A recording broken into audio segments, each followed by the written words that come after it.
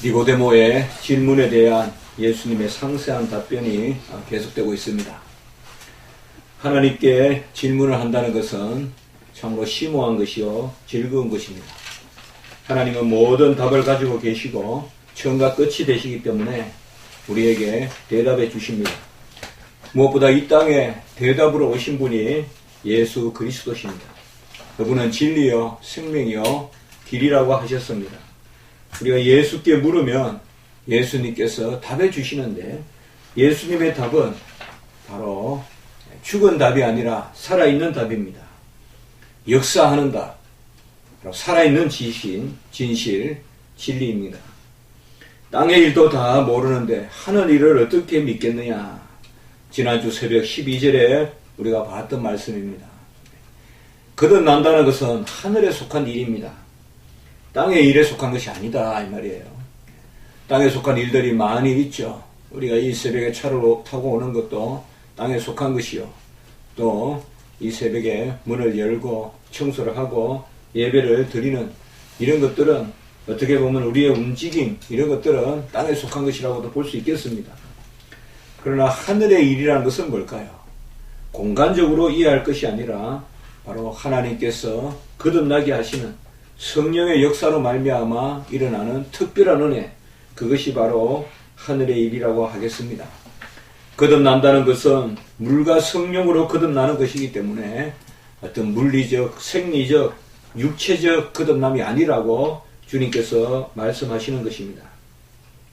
그리고 오늘 말씀해 보면 하늘에서 내려온 자, 인자 외에는 하늘에 올라간 자가 없느니라 라고 이렇게 말씀하고 있습니다. 이것은 우리가 미래적으로 성취될 말씀입니다. 하늘에서 내려온 자, 인자 외에는 바로 예수님을 칭한다고 우리가 분명히 알 수가 있습니다. 바로 하늘에서 내려오신 분, 하늘 보좌를 버리고 내려오신 분, 여전히 모든 세계에 충만하시나 이 땅에 사람으로 오신 분, 그 하나님의 아들이 이 땅에 사람의 아들로 오신 그분, 곧 하나님의 아들이시자 사람의 아들이신 예수 그리스도 외에는 하늘에 올라간 자가 없느니라. 바로 인자가 올라가는 것이 유익이다라고 제자들에게 마가 다락방에서 말씀하셨는데, 바로 죽으시고 부활하고 승천하실 것을 미리 말씀하시는 것이죠. 우리가 1차적으로 이렇게 해석할 수 있고, 또한 본문의 문맥상 이 부분은 조금 상세하게 바로 하늘의 일을 12절과 연결시켜서 본다면 하늘의 일을 말할 분은 예수님밖에 없다라고 이렇게도 해석할 수가 있겠습니다. 우리 칼빈의 주석을 보면 바로 하나님의 비밀에 관한 순수한 지식과 영적 이해의 빛, 이렇게 표현하고 있습니다. 하나님의 비밀에 관한 순수한 지식, 순수하게 하나님의 비밀을 아는 지식과 영적으로 이해하는 빛, 바로 그 비추어주는 빛이 바로 예수 그리스도시다. 그래서 그분은 하늘에 속한 분이다. 이것을 바로 12절과 13절을 통하여서 특별히 표현하고 있다라고 칼빈은 주석하고 있습니다. 고린도전서 1장 24절에 보면 그리스도는 하나님의 능력이요 하나님의 지혜다라고 이렇게 말씀하고 있습니다. 바로 성취요 지식이다. 제가 금방 13절을 이 두 가지로 그렇게 해석을 해 본 것이죠. 바로 인자가 이 땅에 오셔서 죽으시고 부활하시고 승천하시는, 하늘로 올라가시는, 그래서 하늘에서 내려온 자 외에는 하늘에 올라갈 자 없자는 그 말씀, 이것은 바로 그리스도께서 이 땅에 오셔서 하나님의 일을 이루신 능력이 된다는 것이고, 이제 아까 제가 두 번째로 말씀을 드렸던 바로 이런 부분은 인자 외에는 하늘의 일을 말할 분이 없다. 오직 이 땅에 오신 예수 그리스도만이 하늘나라의 진리를 우리에게 알려주신다는 측면에서는 바로 지혜가 되시는 것이죠. 그래서 그리스도는 하나님의 능력이요 하나님의 지혜다라고 이렇게 말씀하신다는 것이죠. 오직 그리스도만이 하늘에 올라가신 분이요, 그분만이 하나님 자신이시고 그분이 이 땅에 오셨고 이제 오실 또한 사람의 아들이 되시는 것입니다. 여기에서 우리는 13절에서 뚜렷하게 예수님께서 하나님의 아들이시요 사람의 아들이라는 것을 우리가 정확하게 바라볼 수가 있습니다. 하늘에서 내려온 자, 이것은 바로 하나님의 아들을 뜻하는 것이요 인자는 이것은 사람의 아들을 뜻하는 것입니다. 아무도 인생을 회복할 자 없고 우리의 주인이 되실 수 없는데 하늘에서 내려온 예수 그리스도만이 우리의 주인이 되시고 그분만이 다시금 하늘로부터 내팽개쳐지고 또 하늘 진리로부터 이제 땅으로 떨어진 우리 인생을 다시금 저 위의 것으로 하늘로 끌어올리실 분은 바로 우리 주 예수 그리스도밖에 없습니다. 그분이 우리의 지도자시요 그분이 우리의 안내자시요 그분이 바로 하늘나라의 진리를 우리에게 해석해 주시는 분입니다.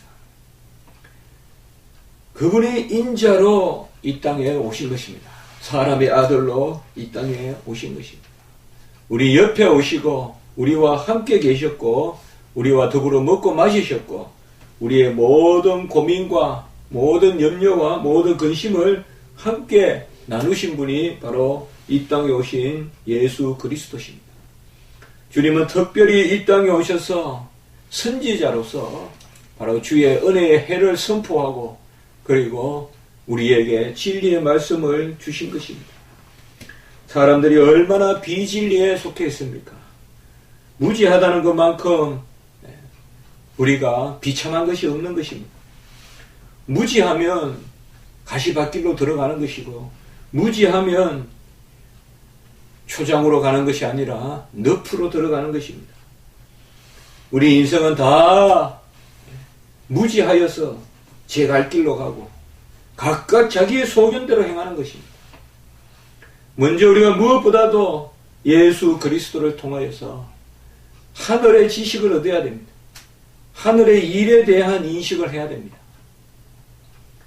매양 세상의 질서로만 생각하고 세상의 것만 밝아서는 안 되는 것입니다. 우리는 세상에서는 오히려 어리석은 자가 되고 하나님 안에서 지혜로운 자가 되어야 됩니다. 고린도전서 3장 18절에 보면 이 세상에서 지혜 있는 줄로 생각하거든 어리석은 자가 되라 라고 이렇게 말씀하고 있습니다. 이 세상에서 지혜롭고 하나님 나라에서도 지혜로운 자가 없단 말입니다. 그래서야 지혜로운 자가 되리라 라고 말씀하시는 것입니다. 바로 주님께서 특별히 하늘에서 내려온 자 인자 외에는 하늘에 올라간 자가 없다라고 말씀하시는 이 부분에서 우리는 계시와 능력을 발견할 수 있는데 무엇보다도 이 진리와 능력이 따로 분리되어 있지 않다는 것입니다.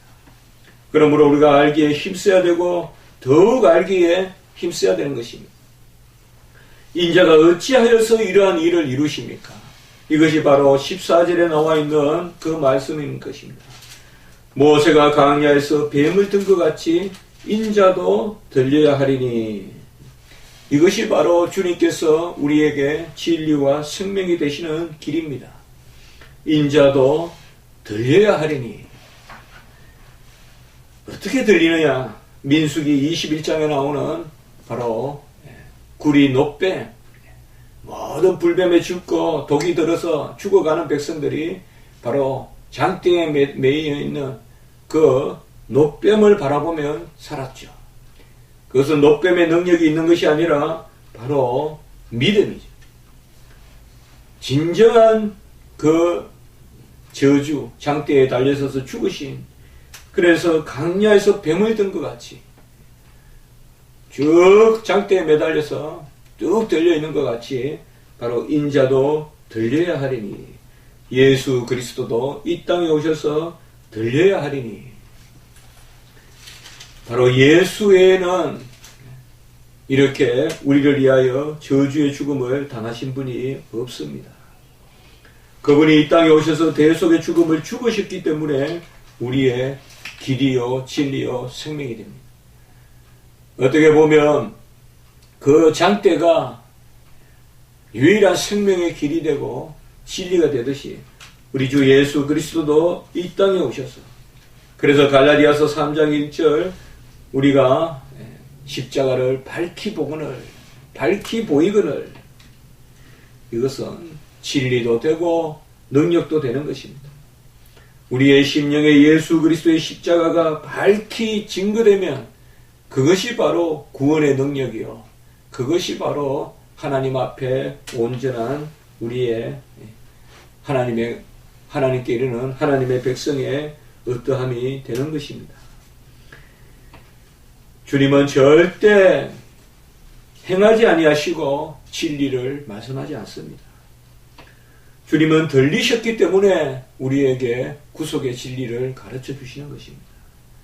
강야에서 뱀을 든 것 같이 인자도 들려야 하리니, 모든 진리가 그 십자가에 달리시. 신명기 21장 23절에 보면 바로 저주의 죽음을 당한, 나무에 달린 자마다 저주의 죽음을 당했다고 신명기 21장에서 규정하고 있고, 바로 예수 그리스도의 그 주님의 죽음을 따르는 자들은 본래 저주 아래에 있는 자다라고 이렇게 말씀했습니다. 갈라디아서 3장 13절에 보면 우리가 다 저주 아래에 있는 자인데 이 저주를 걷어가시려고 주님께서 저주의 죽음을 당하신 것입니다. 우리는 이제 저주의 죽음을 당하지 않습니다. 우리가 순교의 죽음을 당한다고 저주의 죽음을 당한다고 하지 않습니다. 우리는 복된 죽음을 당할 것입니다. 죄를 행하고 악을 행하다가 고난당하는 것이 부끄러운 것이라면 우리는 선을 행하다가 고난당하는 것이죠. 줄줄이 죄를 짓고 감옥에 가는 사람들, 또 정권 말기가 되니까 얼마나 많습니까? 얼마나 우리 인생을 어리석습니까? 무슨 정권이 10년, 20년 될 것 같아도 곧 한 2년만 있으면 벌써 정권 말기라 그러고, 뭐 인수위원회 한다고, 대통령 인수위원회 한다고 기세 등등 하던 사람이 언제 인수위원회 끝났나 싶은데 벌써 말기라고 해서 이제 감옥에 줄줄 잡히다 가는 일만 남아있고, 이런 거 보면 정말 죄를 짓고 그 고난당하는 것은 얼마나 수치로운 것입니까? 예수님은 그 자리에 섰습니다. 예수님은 죄인으로서 죽으셨어요. 야, 저 사람 뭐 의인이다, 애국자다, 그렇게 죽은 것이 아니에요. 저주 중에 저주, 참남한 죄를 안고 그렇게 죽으셨습니다. 죄가 없지만은 죄인의 이름으로 죽었습니다.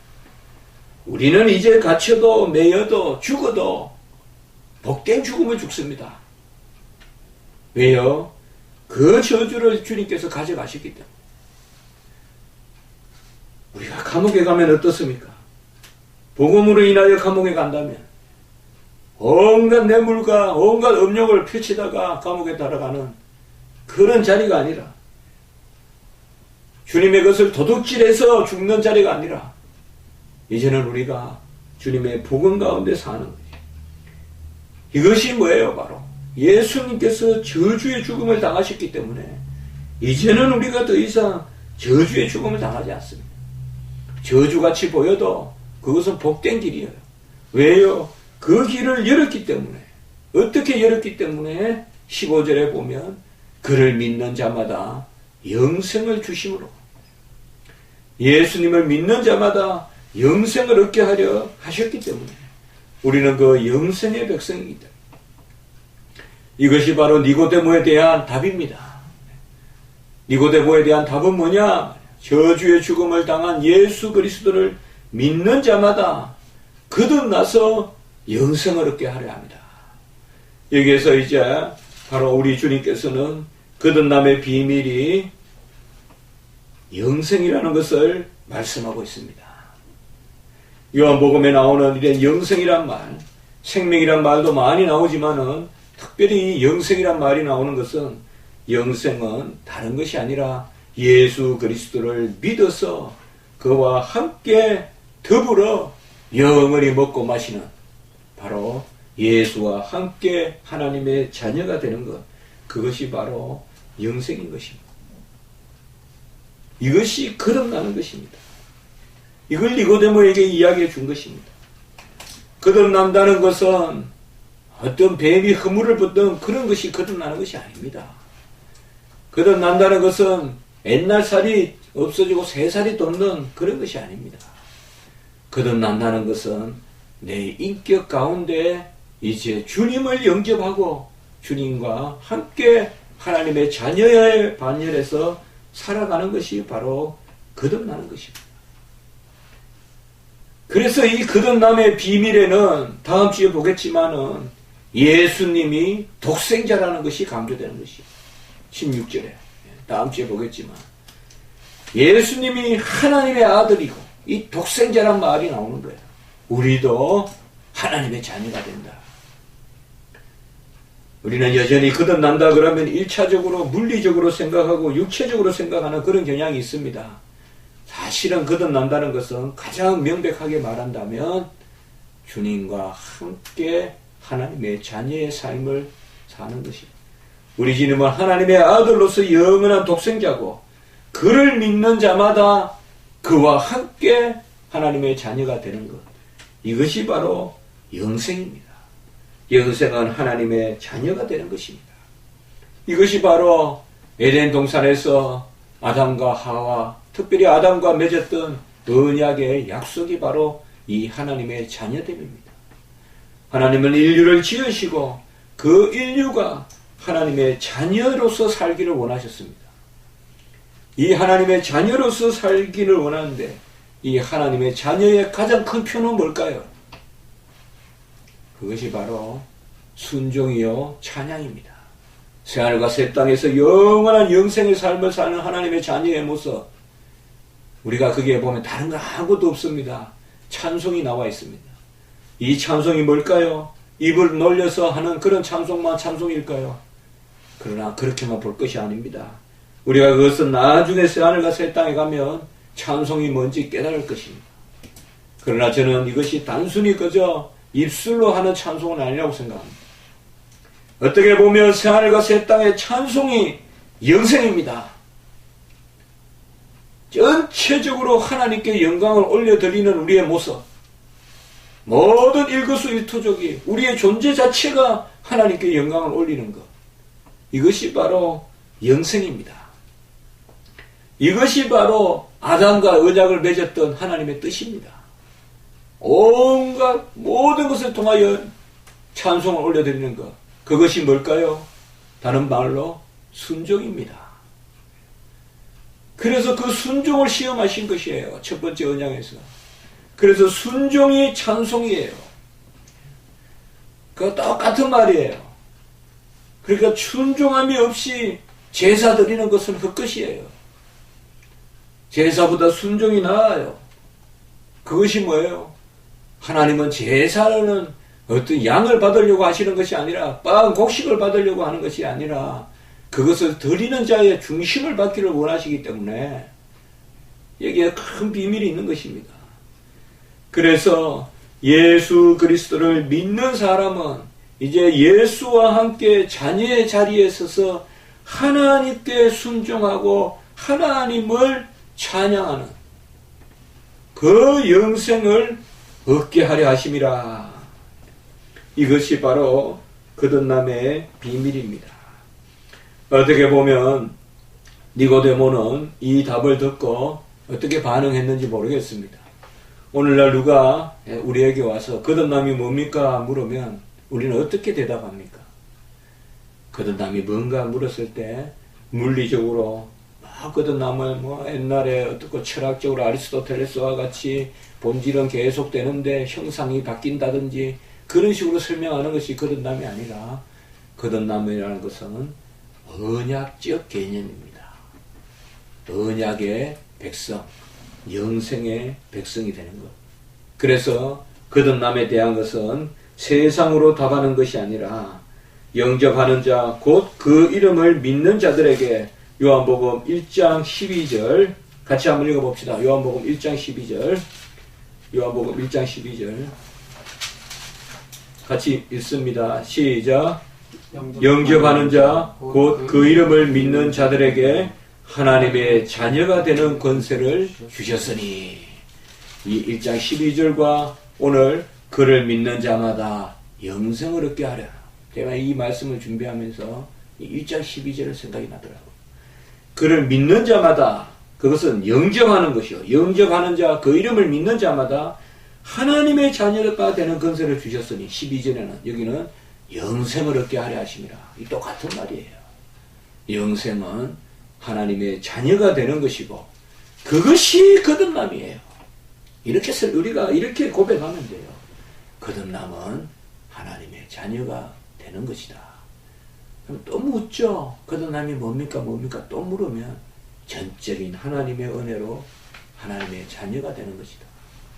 우리 마음속에 있는 니고데모와 같은 생각, 모태로 들어가서 거듭나는, 물리적으로 거듭나는, 황골탈퇴하는, 그물을 건너 그런 거듭남으로 생각하지 말고 죄를 사하시고 의를 전가해 주셔서 하나님의 자녀를 삼아 주시는 것, 그것이 바로 거듭남입니다. 우리의 고백은 그것으로 족하고 거듭남의 비밀은 그것으로 족합니다.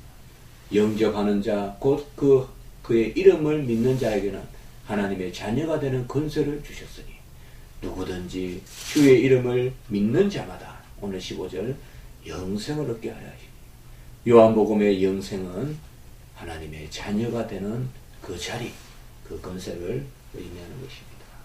바로 이러한 은혜를 우리가 다 받았고 이러한 권세를 우리가 다 받은 줄 믿습니다.